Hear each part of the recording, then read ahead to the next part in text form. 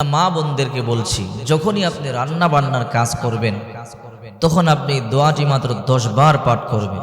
আল্লাহ পাক রব্বুল আলামিন আপনার সংসারে সুখ শান্তি দিয়ে পরিপূর্ণ করে দিবে। আপনার সংসারে রিজিকের অভাব থাকবে না। আল্লাহ পাক রব্বুল আলামিন জান্নাতের ধনভাণ্ডার আপনার করে ঢেলে দিবে।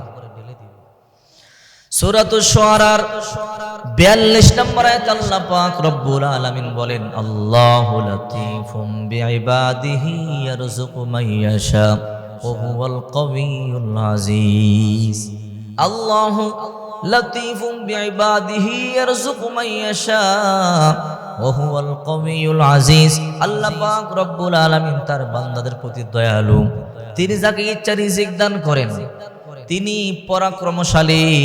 এই জন্য বিশ্বনবী মুহাম্মদুর রাসূলুল্লাহ বলেন, রিজিকের মালিক আল্লাহ, আল্লাহর কাছে রিজিক চাও।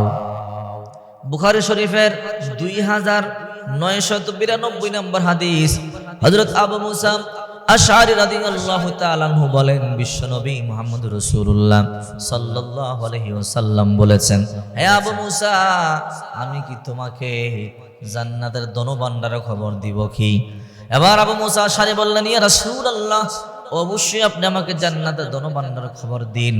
রাসূল করিম সাল্লাল্লাহু আলাইহি ওয়াসাল্লাম বললেন, লা হাওলা ওয়ালা কুওয়াতা ইল্লা বিল্লাহ। এই লা হাওলা ওয়ালা কুওয়াতা ইল্লা বিল্লাহ, এটাই হলো জান্নাতের ধনভাণ্ডার। হে আবু মুসা, যে ব্যক্তি যত বেশি লা হাওলা ওয়ালা কুওয়াতা ইল্লা বিল্লাহ পাঠ করবে, আল্লাহ পাক রব্বুল আলামিন তাকে তত বেশি জান্নাতের ধনভাণ্ডারের মালিক বানাবে।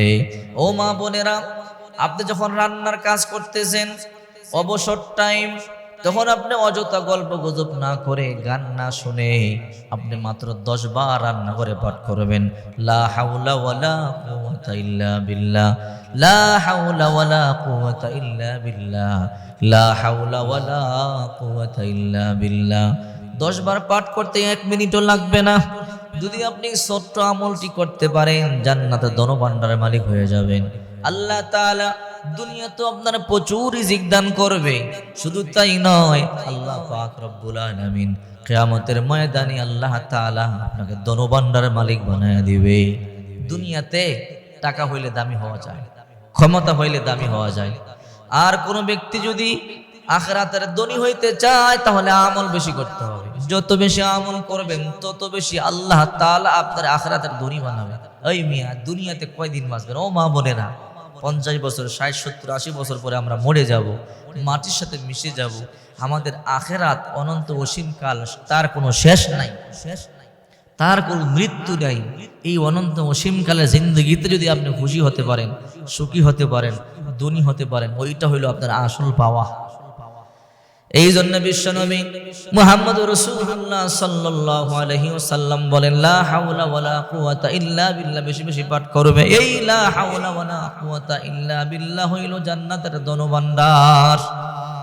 আশ্চর্য, আমাদের আমল নাই, শুধু আমরা গান শুনি। কোন গানটা কত বেশি সুন্দর, কোন নাটকটা কত বেশি সুন্দর, আগ্রহের সহিত নাটক দেখি। সপ্তাহে কোন চ্যানেলে কোন নাটক দেয়, ওইটা দেখার জন্য আমরা অপেক্ষা করি। কিন্তু আমরা কোনদিন কোন আমলটা করলে রিজিক বাড়বে, কোন আমল করলে সুখ শান্তি বাড়বে, কোন আমল করলে সংসারে আল্লাহ বারাকা দান করবে, কোন আমল করলে সুস্থ থাকা যাবে, এগুলো খুঁজি না। পোড়া কপাল মুসলমান। এই জন্য মা বোনদেরকে বলছি, রান্না করে অযথা গল্প গুজব না করে এই দোয়াটি মাত্র 10 বার পাঠ করুন। আল্লাহ কপাল খুলে দিবে, ভাগ্যের পরিবর্তন করে দিবে, মনের